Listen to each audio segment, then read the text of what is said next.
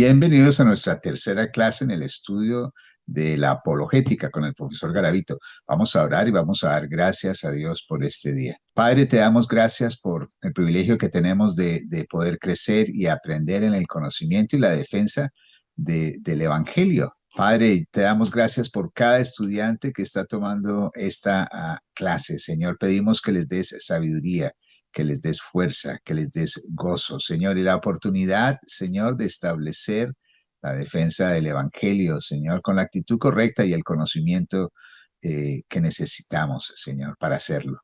Bendice sus vidas y sus familias. Y damos gracias, profesor Garavito. Gracias por su tiempo, su familia, su ministerio. Te damos gracias en el nombre de Cristo Jesús. Amén. Profesor Garavito, bienvenido a su clase. El Señor le bendiga. Gracias. Muy bien, estamos presentando este día las principales ramas y algo de la historia de la apologética y los primeros apologistas cristianos en los primeros siglos y el escenario con el que se encontraron y la manera en la que reaccionaron frente a las amenazas, a las desviaciones y a las tergiversaciones de la fe. En ese momento estamos haciendo, hemos hecho en las sesiones anteriores un bosquejo general en relación a esto. Hay mucha historia, muchos nombres, muchos personajes y apenas estamos haciendo algún acercamiento. Una de las formas y de estrategias en las que la iglesia reaccionó frente a estas amenazas fue la organización de concilios que se conocen históricamente como concilios cristológicos, porque el tema central de estas discusiones era la persona y la naturaleza de Cristo, que fue lo que punto álgido en cuanto a la unificación de las creencias de la iglesia. No había mayor problema con el tema del culto, liturgia, no había mayor problema con asuntos de ética. Habían por ahí algunas diferenciaciones, pero ese no era tanto el problema, sino el entendimiento de la naturaleza de Cristo. Hoy nuestras discusiones apologéticas tienen algunos tintes en relación a esto, pero tienen otros frentes, por eso debemos viajar de aquel tiempo para nuestro tiempo, el día de hoy. Ese es básicamente el interés de este curso. Y entre esos concilios, de hecho, hay que nombrarlos como los grandes concilios donde hubo grandes discusiones de estos temas. Las autoridades cristianas de aquel tiempo, los líderes cristianos, se reunieron para discutir, enfrentar y finalmente concluir con las declaraciones finales o los credos que derivaban de estos concilios, como el concilio de Nicea. Esos no se realizaban obviamente en un día o una semana, sino que algunos tomaron incluso varios meses. El concilio de Nicea, que inicia en el 325, el concilio de Constantinopla del 381, el concilio de Éfeso en el 431, el de Calcedonia en el 451 y el tercer concilio que ocurre en Constantinopla en el 680. Es decir, en Constantinopla se realizaron varios concilios, igual en Nicea o en Éfeso, que se hicieron varias reuniones también, pero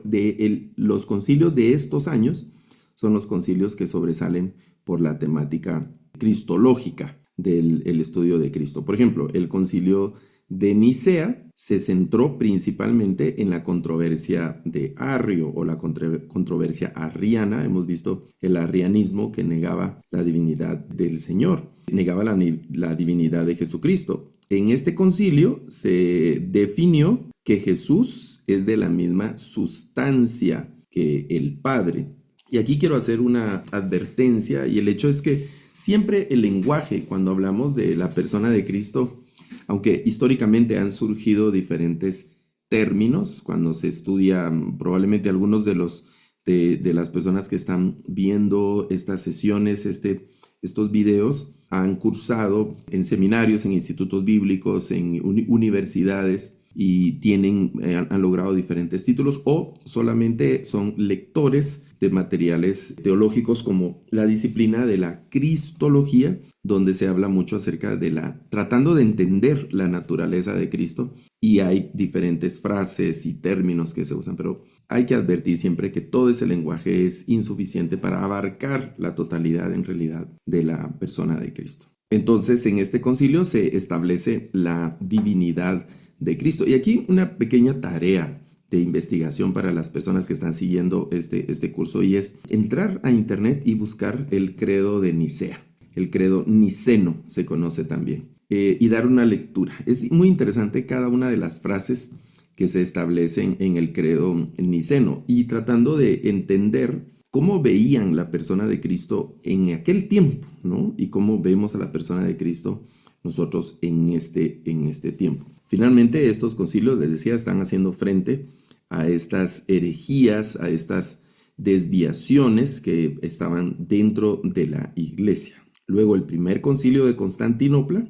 Fíjense la distancia. Estamos hablando en Nicea 325, y apenas unas décadas después, el concilio de Constantinopla, que continúa la controversia de Arrio o la controversia arriana. Los discípulos de Arrio tienen una fuerza, un ímpetu interesante. Ellos siguen proponiendo sus enseñanzas. Entonces, en el concilio de Constantinopla, estamos hablando más o menos unos 60 años después, se vuelven a reunir las autoridades para hacer frente a este arrianismo, y entonces definen la divinidad del Espíritu Santo, declarando que es Señor y dador de vida. Las discusiones de la misma sustancia que el Padre y del Hijo. Y a partir de estos concilios se empieza a consolidar también la enseñanza y el dogma trinitario que se enseña hasta el día de hoy. No nació la iglesia con el dogma trinitario.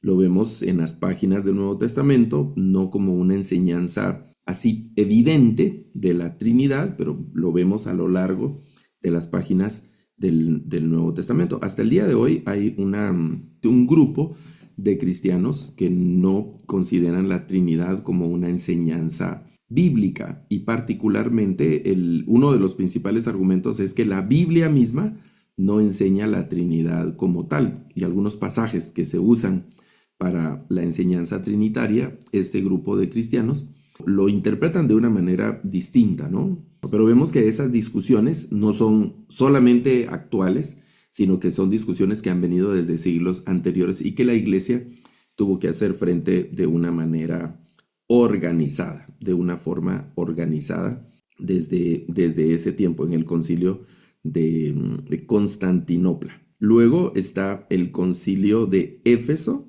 en el 431. Si observamos la temporalidad también, son más o menos unos 50 años después. Se enfrentó el nestorianismo.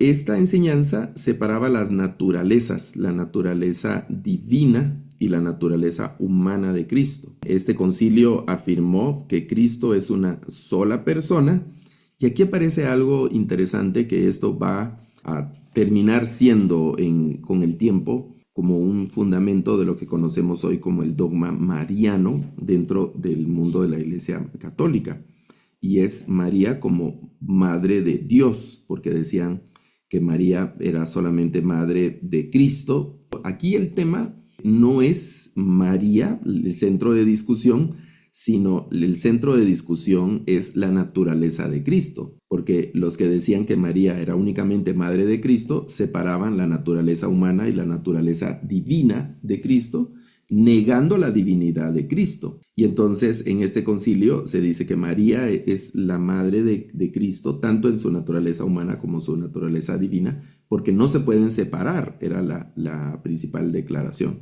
Y entonces decían que era Theotokos y no solamente Christotokos en esos términos, ¿no? En cuanto a la naturaleza de Cristo. Pero quiero enfatizar que la discusión no era el tema de María, sino que la discusión era un tema en cuanto a la naturaleza de Cristo. Esos son los concilios cristológicos. Pero vea todos los aspectos que están implicando. Y apenas estamos haciendo un breve resumen y no estamos entrando a las interioridades y los detalles de estos grandes concilios. Luego está el concilio de Calcedonia, donde se define la doble naturaleza de Cristo. afirmando que es perfecto Dios y perfecto hombre. En cada uno de estos concilios, las ideas se van concentrando y se van definiendo de una manera más precisa en cuanto al entendimiento de la naturaleza de Cristo, en cuanto al entendimiento de la naturaleza de Dios, el del Espíritu Santo, y cómo se entrelazan estas personas hasta formar lo que conocemos hoy como la enseñanza o el dogma de la Trinidad. En este concilio de Calcedonia se define entonces la naturaleza de Cristo. Se afirma que es 100% Dios y 100% hombre, con dos naturalezas distintas, pero que son indivisibles: la naturaleza divina y la naturaleza humana. Este es un lenguaje y categorías interesantes que nosotros podamos reflexionar, porque hasta el día de hoy se nos presentan estos desafíos, ¿no? ¿Cristo qué es? ¿Es más hombre o es más Dios? ¿O es un Dios con apariencia de hombre o es un hombre con apariencia de Dios? Entonces, en estos concilios definieron que era perfectamente Dios y perfectamente hombre, con dos naturalezas en una sola persona de manera indivisible. Eso es algo muy interesante. En el tercer concilio de Constantinopla, ya en el 680, se trató el monotelismo. Este afirmaba que Cristo tenía una sola voluntad.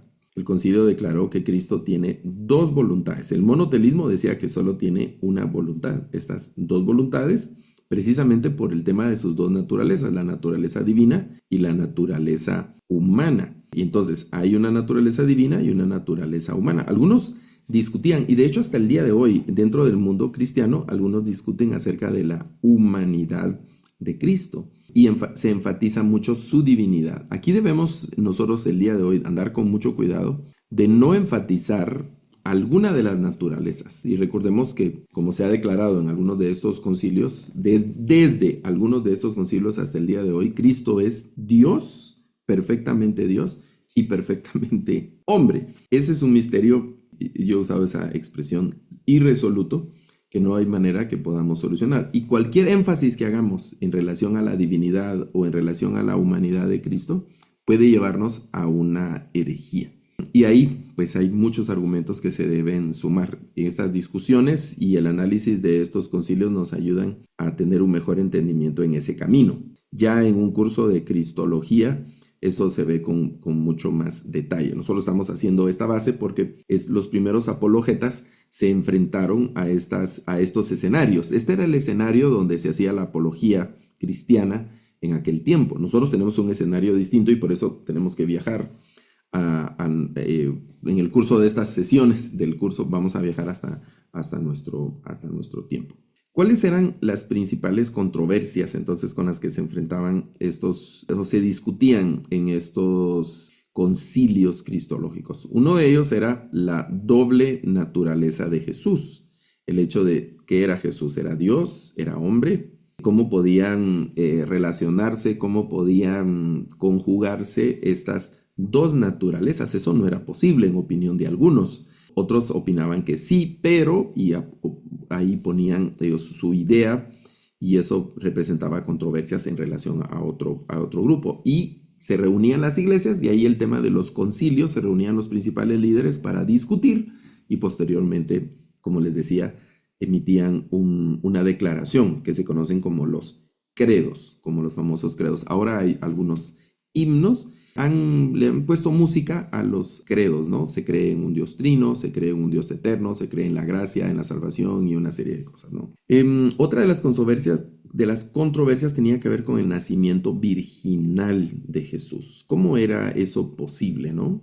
El tema del nacimiento virginal de Jesús. Posteriormente eso derivó también en discusiones que condujeron a lo que hoy se conoce, como decía antes, en el dogma mariano, en el dogma mariano.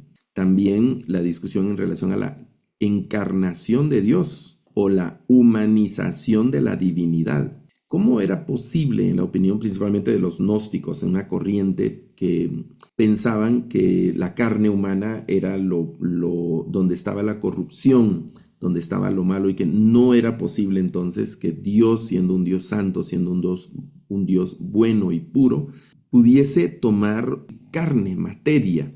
Y entonces decían que no, es con lo que se enfrenta Juan en la primera carta cuando dice, advierte Juan de que quien niega la materialización, la humanización de Cristo, pues es parte del anticristo. Entonces, esa controversia en cuanto a la encarnación de Dios, Dios hecho carne, o el hombre hecho Dios en esa misma dinámica de la persona de Cristo, generó controversias. Y eso derivó con el tema del misterio de la Trinidad, porque si Jesús es Dios y aparte hay un Dios Padre, y luego se ve en la escena también se ve la acción del Espíritu Santo, entonces son tres dioses. ¿Cómo tres dioses? Entonces la iglesia dijo, no, es un Dios, pero es un Dios Padre, es un Dios Hijo y un Dios Espíritu Santo. Entonces cuando uno cuenta Padre, Hijo, Espíritu Santo, sí, son tres. Bueno, pero son tres en un mismo Dios. ¿Pero cómo tres en un mismo Dios? Y ese tipo de controversias que se fueron dilucidando a lo largo de estas discusiones. Y algunas de estas controversias permanecen hasta el día de hoy. La doble voluntad de Jesús, las voluntades de Jesús, las discusiones acerca de un mundo espiritual, la existencia del diablo, la existencia de seres espirituales de maldad, como el mundo demoníaco, el mundo de los espíritus contrarios a Dios, Satanás, la misma condenación, la existencia del infierno, la existencia de un castigo eterno de parte de Dios, y todas esas discusiones generaron controversias desde el principio y algunas de ellas permanecen hasta el día de hoy. La discusión acerca de las escrituras, de la validez. En estos primeros siglos se consolidó el canon, principalmente el canon del Nuevo Testamento. Los líderes de estos primeros siglos tuvieron la tarea de definir el canon del Nuevo Testamento, discriminando otra serie de literaturas que en consenso no se consideraba como literatura sagrada y que pudiera formar parte de ese grupo de libros que iban a regir la vida, la acción y el pensamiento, la teología, la liturgia, los códigos morales para la iglesia de esos siglos y para la iglesia de la posteridad que nos ha alcanzado hasta nosotros algunos siglos después, en ese sentido de estas controversias. Obviamente aquí este listado es un listado de los principales puntos, pero hay otras cosas como la autoridad de la iglesia, la jerarquía de la iglesia, la relación de la iglesia con el poder civil del momento, y algunas de esas controversias que a nosotros nos interesa abordar. En estos episodios de estos primeros siglos está el periodo que sigue a los apóstoles, que se conoce como el periodo de los padres de la iglesia, y estos padres de la iglesia desarrollaron lo que nosotros conocemos hoy como una patrística. Cuando hablamos de la patrística estamos hablando de literatura que escriben los padres de la iglesia y desarrollan una serie de escritos y materiales hasta el día de hoy que forman parte del análisis, del estudio del pensamiento cristiano, y son como en algún sentido como el fundamento, el cimiento también de la teología que se predica hasta el día de hoy. Esos pensamientos han sido reevaluados y cada generación está evaluando estas enseñanzas y luego se lanzan nuevas conclusiones o se aplican a la actualidad de cada una de estas generaciones. Pero el trabajo de los padres de la iglesia ha quedado como un cimiento también de análisis muy cerca de las escrituras en un mundo muy convulso que les tocó a cada uno de ellos en diferentes escenarios. Son de diferentes ciudades, hay algunos que son africanos, otros que son latinos, otros que son griegos, otros que son mesopotámicos, otros que son judíos o de origen judío, pero cristianos, y todos están pensando en el Nuevo Testamento, en lo que hoy conocemos como Nuevo Testamento, la interpretación de Jesús, su relación con el Antiguo Testamento. Este periodo que sigue a los apóstoles, particularmente al del siglo II, se reconocen estos padres de la iglesia o los padres apostólicos también se les dice. Entre ellos destacan los padres apologistas griegos también, que son de orientación, diríamos, gentil para ubicarlos de esa forma, y tomaron el liderazgo cuando los apóstoles y los colaboradores de los apóstoles fallecieron.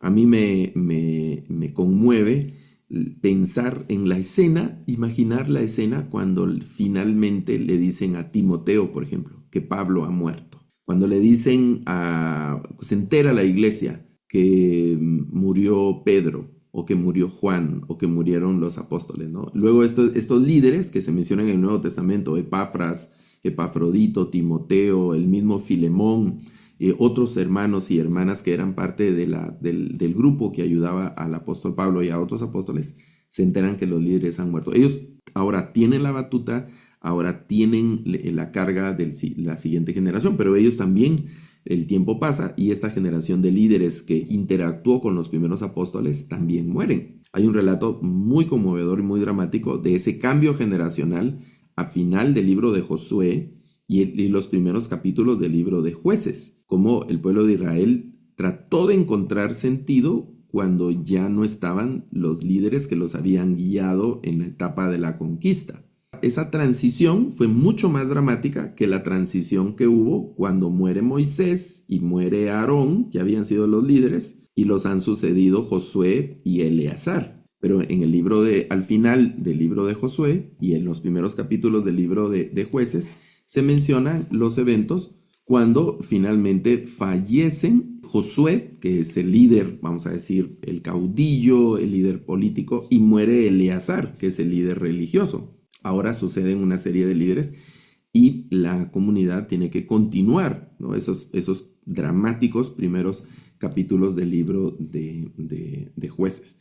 Estos padres de la iglesia siguieron el liderazgo de los apóstoles en un escenario distinto. Los apóstoles tuvieron que romper brechas, tuvieron que abrir caminos donde sembrar el evangelio, como dice la filosofía evangelizadora del apóstol Pablo, era no predicar donde otros habían predicado antes. Entonces, la visión de él era ir al otro lado del mundo en aquel momento para predicar el evangelio ahí, donde otros no habían llegado. Sin embargo, estos padres de la iglesia les tocó continuar la tarea de los apóstoles en un escenario ya distinto, en una iglesia también ya numerosa, ya formada, y ahora con otras ideas, con otros pensamientos. Hay una disciplina que se conoce como la patrología. La patrología es el estudio precisamente de todo ese cuerpo literario que los padres de la iglesia o los padres apostólicos escribieron. Entre ellos destacan los padres griegos como Justino, Clemente de Alejandría, Orígenes, Eusebio de Cesarea, Ignacio de Antioquía, Gregorio de Niza, y noten ahí la ubicación de diferentes ciudades, Gregorio de Nacianzo, Juan Crisóstomo, Basilio, Atanasio. Esos son líderes cristianos en diferentes ciudades, pero ciudades griegas.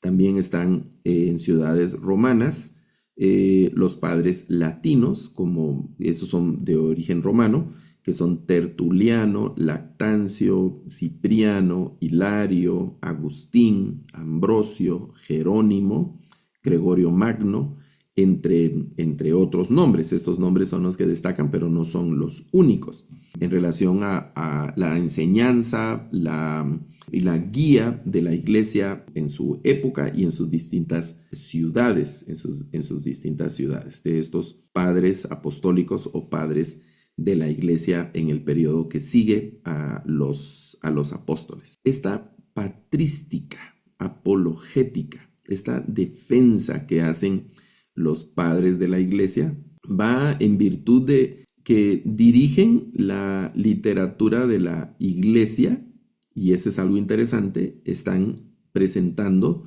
la literatura de la iglesia hacia un mundo no cristiano. Muchos de estos padres de la iglesia, les decimos padres de la iglesia, vamos a ver, calzan bien en la categoría de filósofos. Sí, muchos de ellos también tienen un trasfondo y una fuerte preparación filosófica en las categorías filosóficas clásicas, tanto de los filósofos griegos, los filósofos latinos y filósofos orientales.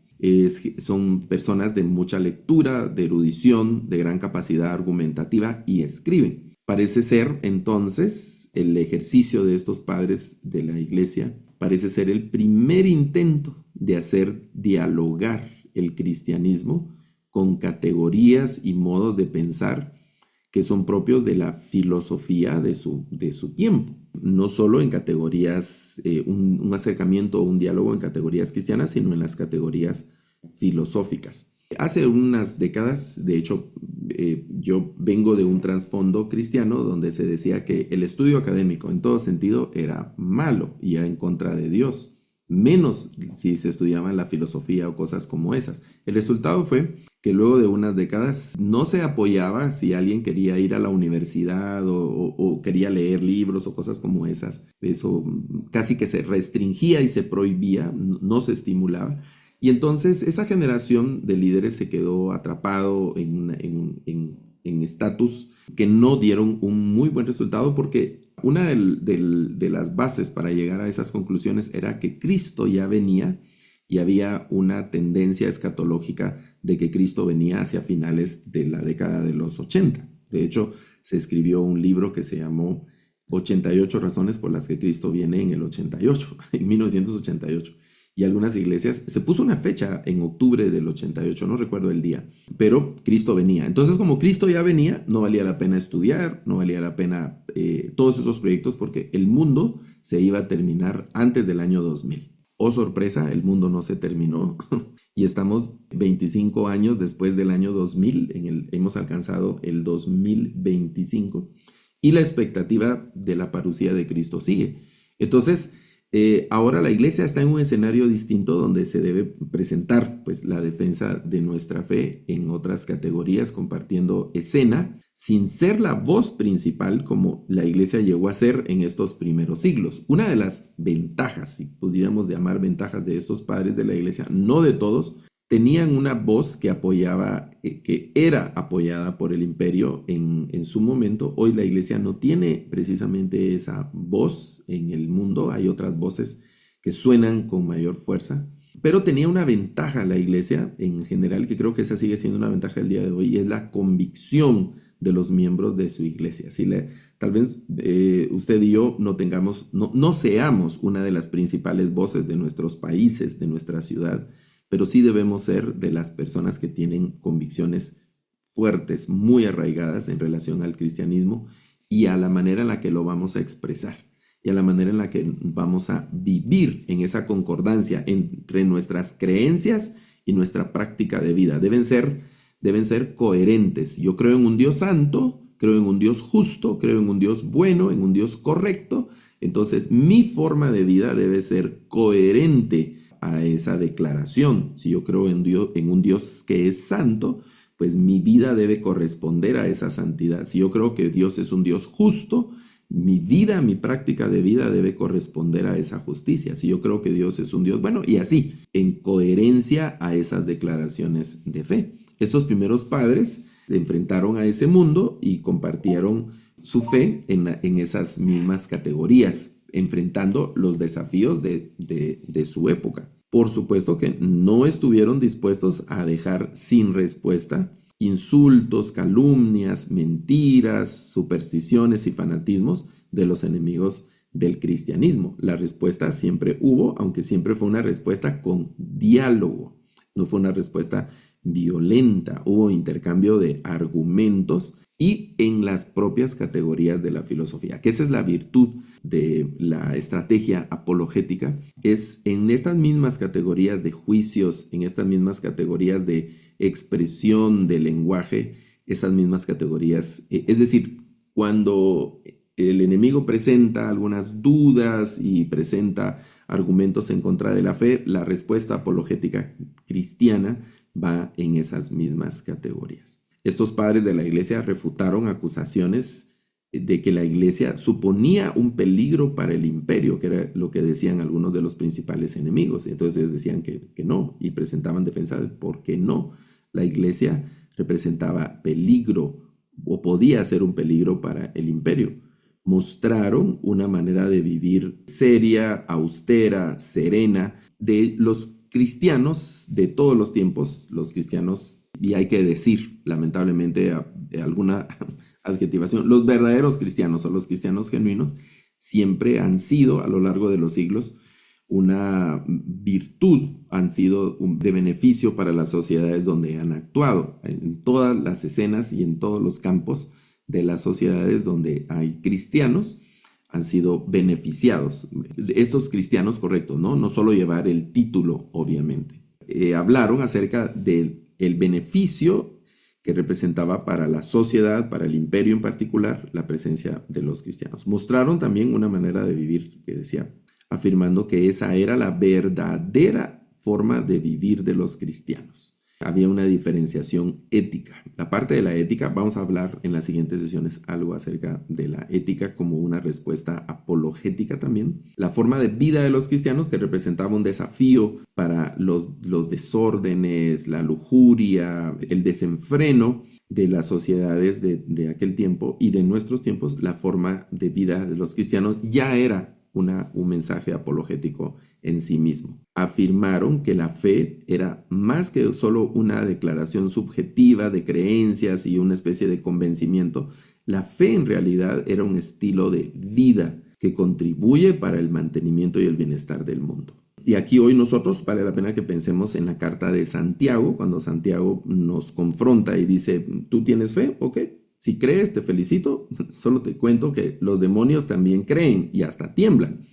Entonces yo quiero ver tu fe, pero la quiero ver a través de las obras. Y el argumento que se esgrimió hace algún tiempo de que Santiago estaba apoyando la salvación escatológica por obras, pues se ha descartado desde hace ya mucho tiempo. Lo que Santiago está diciendo realmente es que la vida cristiana debe ser evidente, no solo debe ser una práctica religiosa de algunas horas el domingo, o de algunos días de la semana en el templo, sino que es una práctica constante. Y es interesante cuando uno hace el ejercicio de escribir, yo lo hice hace un tiempo, tengo las notas, de escribir cuáles obras aparecen en la carta de Santiago, que él probablemente a esas obras se está refiriendo. Él habla de no discriminar, habla de administrar bien nuestros bienes, de sujetar nuestra lengua, de no tener pleitos. Es decir, un estilo de vida muy disciplinado y acorde a lo que el Señor nos enseña en las Escrituras. Eso es algo bien interesante que mencionan los padres de la Iglesia desde sus primeros enfrentamientos y sus primeras propuestas apologéticas en el contexto del Imperio Romano de esos siglos. Este ejercicio que hacen en estos siglos es una argumentación en contra del absurdo e inmoral paganismo, afirmando que solo el cristianismo tiene una idea correcta de Dios y del universo en relación a la creación y otras enseñanzas. Y además esa práctica denigrante para la persona en otros cultos, ¿no? Los cultos que se hacían de otras culturas, sociedades, eran cultos que incluían actos denigrantes para el ser humano, principalmente en contra de la mujer, todo lo de la moralidad, una serie de detalles ahí muy incómodos y los detalles de esos cultos relacionados a ciertas deidades en un mundo aparentemente ya civilizado son terribles, ¿no? Había violencia, había demasiado sexo, de todo tipo de perversión sexual,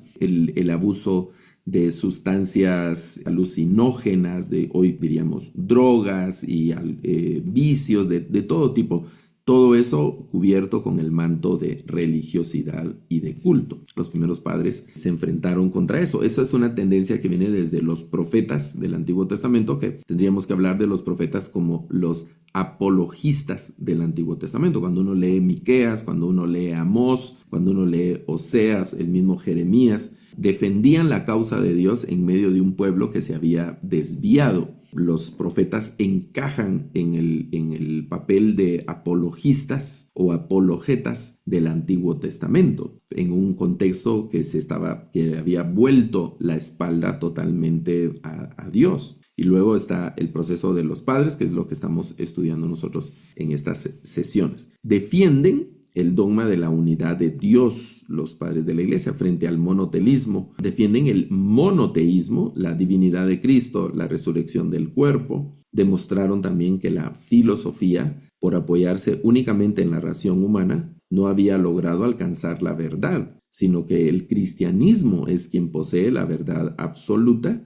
y tienen una estrategia usando las mismas herramientas filosóficas para apoyar esa declaración que es tan contundente y también atrevida, la declaración de una verdad absoluta que la misma filosofía ha puesto en duda hasta el día de hoy. El cristianismo lo afirma con vehemencia usando las categorías filosóficas, una especie de filosofía divina. Recordemos, en el caso de los griegos estaban gnósticos y estaban los griegos, los místicos, que eran los que sí creían en alguna especie de deísmo, tenían alguna consideración en relación a Dios, y los griegos que solo se apoyaban estrictamente en la razón. Hay una película que quiero sugerirles que puedan buscarla en internet, seguramente está en internet, es una película que tiene ya algunos años, es un tanto larga, es muy emocionante, ¿no? Y se ve ese mundo más o menos como en el siglo IV, si recuerdo bien, en Alejandría está ambientada,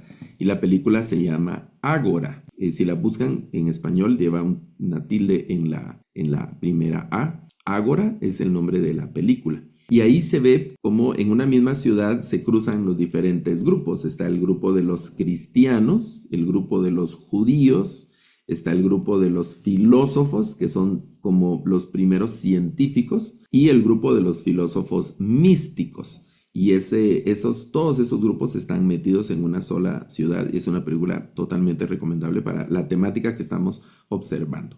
Y es una muy buena producción también, no es para nada aburrida, o por lo menos, bueno, ahí todos tenemos diferente gusto, pero es una película que sugiero para verla. Es ficción, pero nos ayuda a ver más o menos esa escena. Algunos críticos de esta película, y se propone que el personaje central de la película está basado en un personaje que sí existió en ese tiempo. Entonces es una sugerencia ahí para los que nos gusta las películas y todo eso. Bueno, estas argumentaciones que se están dando desde el plano filosófico están basadas principalmente en una herramienta que reúne distintas estrategias, y es la lógica. La lógica que forma parte también de podemos usar ese lenguaje de nuestro arsenal apologético. La lógica es una rama de la filosofía y tiene que ver con el razonamiento, con el pensamiento. Se divide en lógica formal y la lógica informal. Desde los primeros siglos, a lo largo de toda la vida de la iglesia en diferentes campos. Cuando hablamos de teología, en el fondo subyacen estrategias de lógica para argumentar en el campo de la argumentación. Esta parte de la lógica que tiene que ver con la argumentación. Cuando hablamos de teología, entonces, está ahí usando las estrategias de la lógica. La lógica la estamos conectando ahora con el tema apologético, pero se conecta principalmente con argumentación, y por el hecho de argumentación, en algunos cursos que yo he dictado de homilética, que tiene que ver con la predicación, estudiamos la lógica, precisamente para el tema de preparar argumentos, la presentación de sentencias, la presentación de verdades, de nuestras verdades. Nosotros no todos tenemos la misma verdad, nosotros decimos que tenemos la verdad absoluta por Dios en la Biblia, pero salimos a la calle y no todos tienen la misma convicción. Entonces nos toca que dialogar y defender esa verdad, no con los puños, sino con una definición, una declaración. Y eso es una predicación. Entonces, dos ramas, la lógica formal y la lógica informal. La lógica formal tiene que ver con los métodos que distinguen entre argumentos que son válidos y argumentos que son inválidos. Se usan los valores de verdad y falsedad desde la perspectiva lógica. En realidad, la búsqueda de la verdad es el objetivo de esta lógica, ¿no? Y la lógica informal es la que se presenta en las discusiones y en la argumentación en la vida diaria, ¿no? Ya la lógica es lo que nos hace sentido de diferentes maneras. En realidad, ambas ramas, tanto la lógica formal como la informal, presentan por medio de argumentos sus propuestas, sus bases. Se presentan a través de argumentos. Eso es un diálogo, esa es una charla, una plática en la que yo a veces hablo, a veces escucho, pienso, respondo, reacciono frente a algunas de estas propuestas. La tarea entonces de la lógica es señalar si existe o no un error en los argumentos. Estos errores ya en la lógica formal se conocen como falacias, que tienen que ver con un razonamiento que puede llegar a ser engañoso. Fíjese este lenguaje, qué interesante, porque en el Evangelio de Mateo, capítulo 23, 24, nuestro Señor advierte de que en los últimos tiempos vendrán muchos engañadores y van a engañar a muchos. Y hay dos principales estrategias. La primera estrategia tiene que ver con milagros. Se van a realizar muchos milagros, muchas cosas, pero el problema no es el milagro, sino el problema es la forma de vida que deriva del milagro. Hice este milagro, entonces como se ejecutó este milagro o supuesto milagro, ahora usted tiene que, y de ahí se deriva una acción que la persona tiene que realizar. Bueno, y puede ser en los últimos, casi en la historia, cuando uno estudia, eso concluye en dos cosas. Obtención de favores que tienen que ver con cosas sexuales y la expropiación de bienes o el tema del dinero. Andan por ahí en nuestro tiempo mucha gente que dice, pues predica y hace muchas cosas y el propósito final es sacarnos algo de nuestro dinero. El tema del dinero ha sido siempre una especie de punto débil para muchos personajes y en algunos casos es todo tiene que ver con el dinero, ¿no? Oraciones, milagros, declaraciones proféticas, etcétera. Todo eso está mediado a través de una transacción económica. Al colmo, bueno, y ahí hay tantas cosas que decir, ¿no? De que eso tiene ciertas oraciones. Si usted quiere que ore en ciertas categorías, pues las oraciones van teniendo un precio. Si usted quiere una oración de oro, así como que fuera una tarjeta de crédito, ¿verdad? Platinum, ¿verdad? Gold, silver, esas categorías de oración también. Y todo tiene que ver con un poco de plata. Entonces, el Señor advirtió acerca de ese engaño. Entonces, nosotros tenemos la defensa frente al engaño, es un argumento de pensamiento, es en relación a analizar las ideas, analizar los pensamientos que nos están tratando de vender, tratando de implementar. Lutero dijo en algún momento en cuanto al principio de solo la escritura. Recuerdan, en la Reforma, ahí surgen, a partir del movimiento reformador en el siglo XVII en adelante, surgen lo que se conoce como las 5 solas o los 5 pilares de la Reforma. En el mes de octubre se conmemora la Reforma. Y cada año, yo me he tomado la tarea de estos últimos años, cada año en octubre, recordar las 5 solas o los 5 pilares de la Reforma, que es solo la Escritura, solo Cristo, solo la fe, solo la gracia y solo a Dios la gloria. Esos 5 pilares de la Reforma. Y en el de solo la Escritura, a Lutero se le atribuye la frase que dice: una enseñanza debe ser rechazada si no se encuadra en las escrituras. Es decir, Lutero tiene las escrituras y está la enseñanza. Si esta enseñanza no se encuadra dentro de las escrituras, debe ser rechazada, aunque haga llover milagros del cielo todos los días. Puede ser muy llamativa, muy milagrosa, muchas cosas, pero si no se encuadra en las escrituras, debe ser rechazada.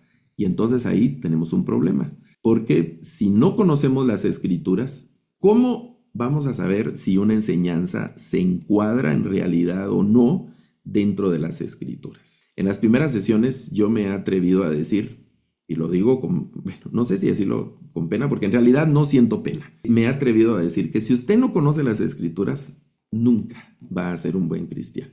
Y pues sí, me quiero ver, no me da pena decirlo, porque en realidad lo pienso, lo siento y lo he visto. Si usted y yo no conocemos las escrituras, ¿cómo vamos a saber si una enseñanza se encuadra en las escrituras o no? Bueno, eso es un ejercicio de toda la vida. Si usted está iniciando en el camino del evangelio, del cristianismo, tiene toda la razón, no conoce la Biblia, no conoce las escrituras. Lo felicito por estar en estos cursos. Continúe, por favor, invierta tiempo para continuar con estos temas. Escriba en la caja de comentarios de estos videos, escriba sus dudas, y si usted no está de acuerdo, escriba ahí por qué no está de acuerdo, en sus propias palabras. No tiene que ser una escritura muy técnica o profesional, no, así como usted lo siente. Nos ayudaría mucho que usted pudiera decir: miren, ese es fulano guatemalteco que está ahí diciendo esas barbaridades en el minuto tal, dice esto y yo no estoy de acuerdo. Eso nos va a ayudar a nosotros a argumentar, a contestarle el mensaje de acuerdo a lo que nosotros estamos proponiendo en este tipo de cursos, ¿no?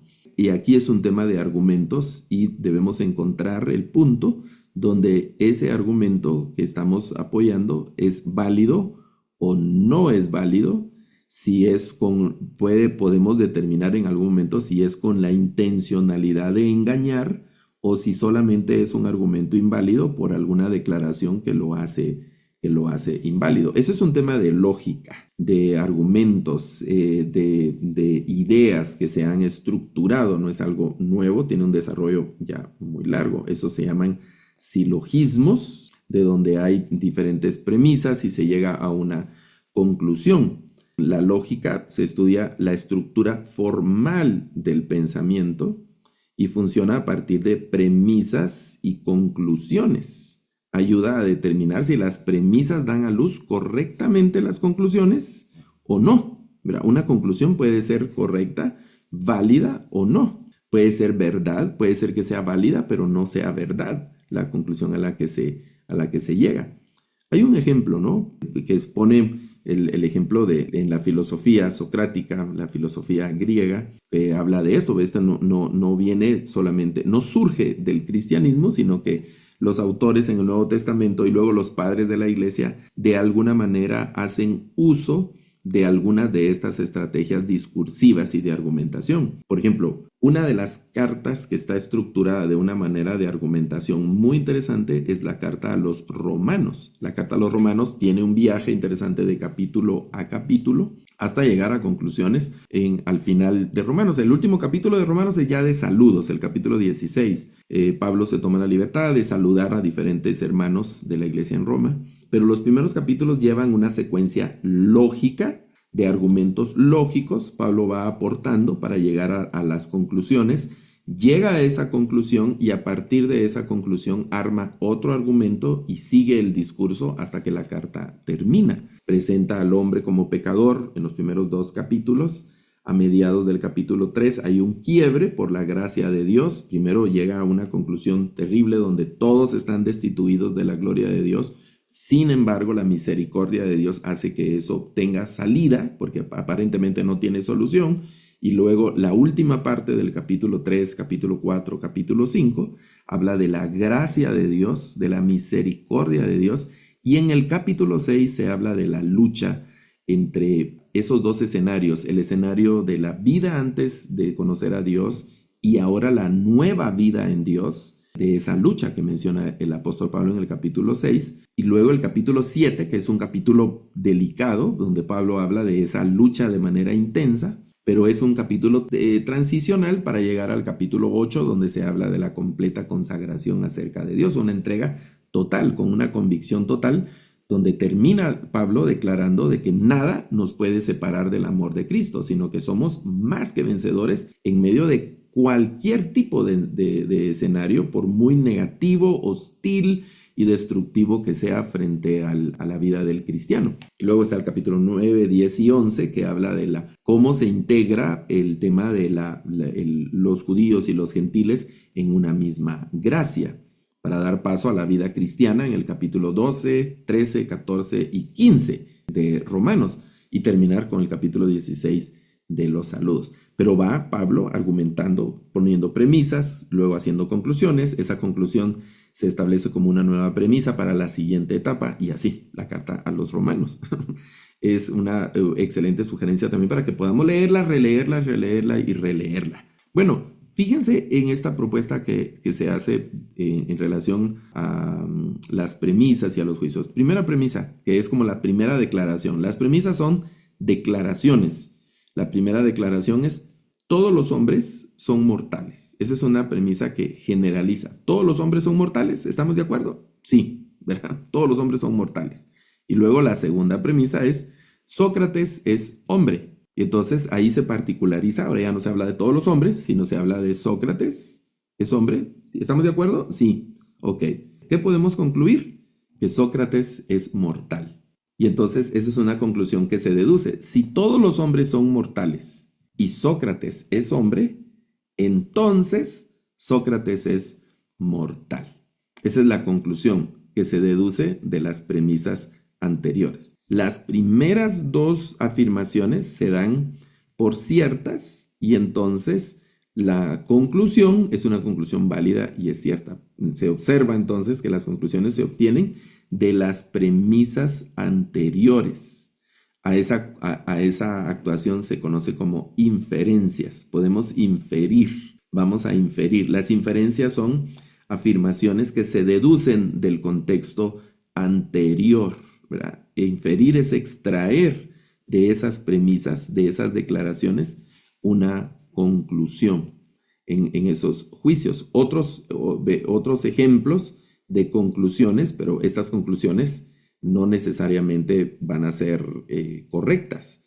Por ejemplo, cuando decimos todos los políticos son corruptos, esa es una generalización, siguiendo el mismo patrón del anterior. Todos los políticos son corruptos. Martín es político, entonces puedo concluir que Martín es corrupto. Esa es una conclusión, pero ¿es válida? ¿Es correcta?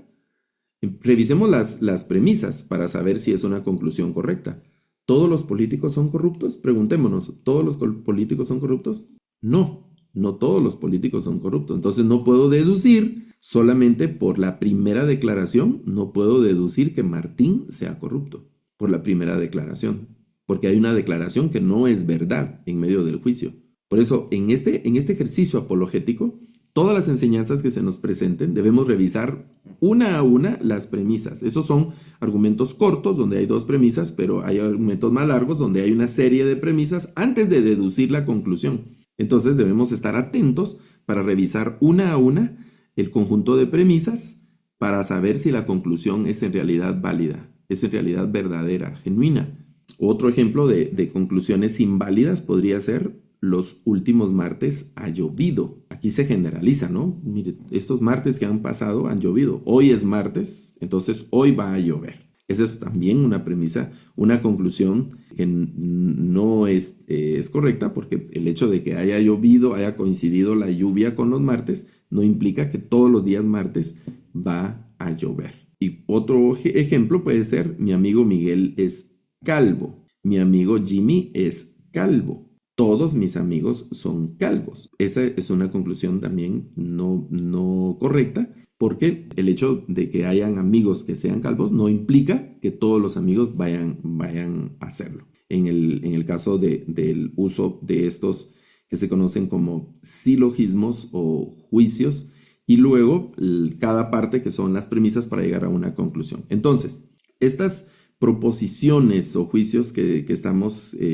observando ahora en esta parte de esta sesión se clasifican en verdaderas y falsas, las proposiciones o estas premisas. Todos los pandas son rojos. Esta es una proposición falsa, porque no todos los pandas son rojos. ¿Cómo podemos saber si todos los pandas son rojos? Bueno, por observación, ¿no? Los pandas no son rojos, ¿verdad? O por lo menos no todos los pandas son rojos. Entonces, esta observación es una observación que no es verdadera. Y como estamos hablando de apologética, y la apologética tiene que ver con argumentos, tiene que ver con declaraciones y definiciones, para una buena defensa y escuchar el argumento del oponente, debemos revisar una a una las premisas. Y en ocasiones se dicen muy rápido, entonces debemos seguir más lento y tener un análisis para saber si la proposición que nos están dando es correcta o no. Todo el conjunto de premisas o conclusiones se denominan como argumento. Un argumento, todos los argumentos van a tener premisas y van a tener conclusiones. En ocasiones solo vamos a oír la conclusión y podemos detenernos y preguntar: ¿cómo llegó usted a esa conclusión? ¿Por qué dice usted eso? ¿Verdad? Bueno, y luego en la explicación están las premisas. ¿Por qué? Y a veces las personas no van a tener como la disciplina o el conocimiento de decir: mire, lo que pasa es que mi premisa número 1 es esta y mi premisa número 2 es esta. Van a decir de manera coloquial, si es una charla ahí en la calle, como hablamos de la lógica informal, nos van a decir sus premisas si nosotros hacemos las preguntas correctas. Normalmente nos van a decir mire, Dios no existe. Esa es la declaración final. ¿Ok? ¿Cómo llegó usted a la conclusión de que Dios no existe? Lo que pasa es que los evangélicos son mentirosos. Bueno, esa es una premisa generalizadora. ¿Todos los evangélicos son mentirosos? No, no todos los evangélicos son mentirosos. Y uno puede abordar ese tema y contrarrestar algunas de estas premisas. Claro, el diálogo, la calidad del diálogo va a depender del nivel de las emociones que se tienen, ¿no? Una persona que está molesta le va a ser muy difícil dialogar, ¿no? El diálogo normalmente es así, en un momento de cierta tranquilidad, y cuando yo le pongo ahí hígado a eso, pues voy a perder mis calidades para dialogar.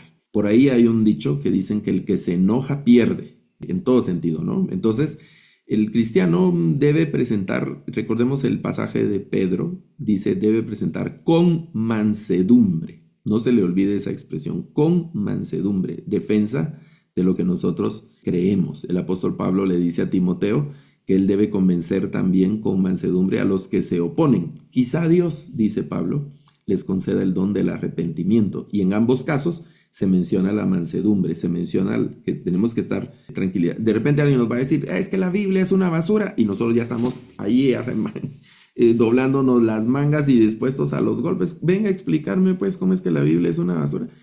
Esa no es una estrategia de apología cristiana, no es un buen apologeta. Debemos que estar dispuestos a analizar y hacer la pregunta apropiada a la persona. Mire, lo que pasa es que es eso de que Dios, Jesús solo era un hombre, y Jesús no era Dios. ¿Cómo va a creer usted que Jesús era Dios? ¿Cómo llegó usted a esa conclusión? ¿Por qué lo dice? Porque yo leí un libro, porque yo vi una película, porque yo digo, y la gente va a decirnos diferentes cosas, ¿no? Y puede ser muy informal, en una charla, en un ascensor, en la fila de un banco, de un supermercado, en una comida de trabajo, o en una comida donde llegan personas de nuestra familia o vecinos que no son cristianos. O puede ser algo más formal, como en un intercambio académico. Puede ser que a usted lo inviten, si usted es abogado, médico, profesor o algo, y lo inviten a un escenario para que usted pues presente su fe o hable del evangelio, o en un libro de personas que no son cristianas, que son autores fabulosos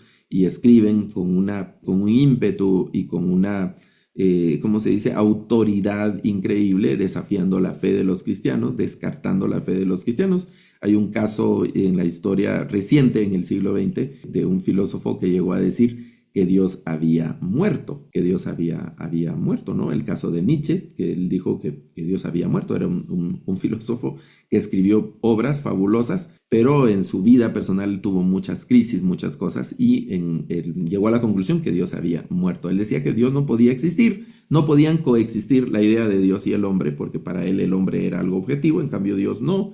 Entonces Dios en realidad no existía. Y arman argumentos finos y muy convincentes que el mundo sin Cristo pues los ha recibido totalmente. Y nosotros los cristianos vamos a presentar defensa frente a esos argumentos. Entonces todo ese conjunto de premisas van a ser los argumentos. Y de ahí que la lógica se divide en argumentos que son deductivos y en argumentos que son inductivos. Los deductivos son todas estas premisas que dan pie a la conclusión. Y los inductivos es cuando no todas las premisas dan pie a la conclusión y no siempre el argumento de la conclusión va a ser válido por alguna de estas premisas. Entonces, en relación a estos argumentos válidos, de esto vamos a continuar hablando en las siguientes sesiones, tiene que ver con la presentación de las premisas y la validez o invalidez de las premisas o de las preposiciones. En juicios como estos, ¿no? Todos los mamíferos son azules. Esa premisa no es cierta, ¿no? Luego, los pandas son mamíferos. Entonces, vamos a concluir que todos los pandas son azules. No podemos tener esa conclusión. ¿Por qué? Una de las premisas, la primera, no es cierta. No todos los mamíferos son azules. Hay una premisa que sí es cierta. Los pandas son mamíferos. Esa sí es cierta. Pero hay una interacción entre una premisa falsa y una premisa verdadera. En este sentido, por ahí popularmente se habla de medias verdades, se dicen, ¿no? Medias verdades. Estrictamente hay que decir que no existe la media verdad. Existen premisas que son verdaderas, o juicios o proposiciones que son verdaderos y otros que son falsos. Cuando esos se conjugan, la conclusión no puede ser aceptada como válida porque en esa declaración hay una línea que no es verdadera. Ese es un juicio que, dependiendo de la intencionalidad con la que se diga, es un juicio que puede ser engañoso, ¿no? Y de ahí derivan lo que conocemos como las falacias, que vamos a hablar en las siguientes sesiones, porque en medio de las falacias puede sonar bonito, puede tener algún sentido, pero por ahí, dependiendo de la intención con la que se utilicen, pero por ahí puede estar escondida una premisa falsa. Y esa premisa falsa contamina, si me permiten usar esa expresión, contamina toda la declaración. Entonces debemos ser como muy diligentes y sabios en el análisis de cada premisa, de cada línea, para identificar si podemos aceptar la conclusión como válida o no, cuando hay una premisa falsa. Por supuesto, en el conjunto de los argumentos puede ser que un argumento sea válido, pero no verdadero. El lenguaje técnico, vamos a decir que un argumento, una conclusión es válida porque está basada en las premisas anteriores. Entonces, de las premisas anteriores derivo la conclusión, pero no es verdadera porque hay una premisa falsa. Puede ser válido la conclusión porque la estoy obteniendo de las premisas anteriores, pero no es verdadera porque hay una premisa que no es verdad.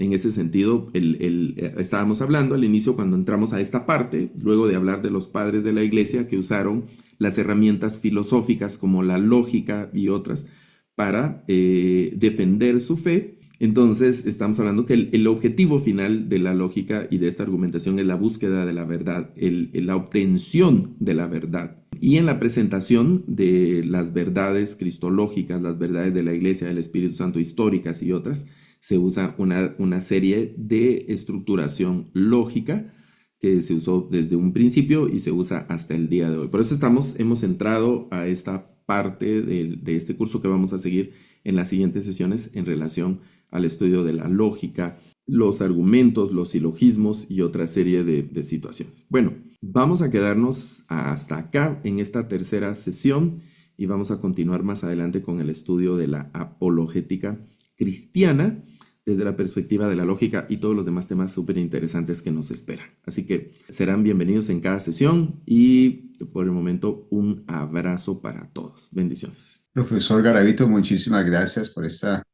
no solo introducción, hemos visto un gran adelanto en el tema de la apologética. Y tengo una pequeña pregunta, que obviamente yo creo que usted la va a estar aclarando en los días por venir, pero estamos en tiempos bien interesantes. Usted nos ha enseñado o nos sugirió en la última parte de su clase a desarrollar un pensamiento lógico basado en premisas o el análisis de las premisas. Vivimos en tiempos donde las cosas son fluidas, donde lo ilógico se trata de hacer aceptable, verdadero, donde la mentira abunda y la confusión, por lo tanto, abunda. Por un lado, creo que no hay mejor curso que este para tiempos como estos. Y sin embargo, la pregunta es, ¿cómo poder presentar defensa en tiempos como los que vivimos?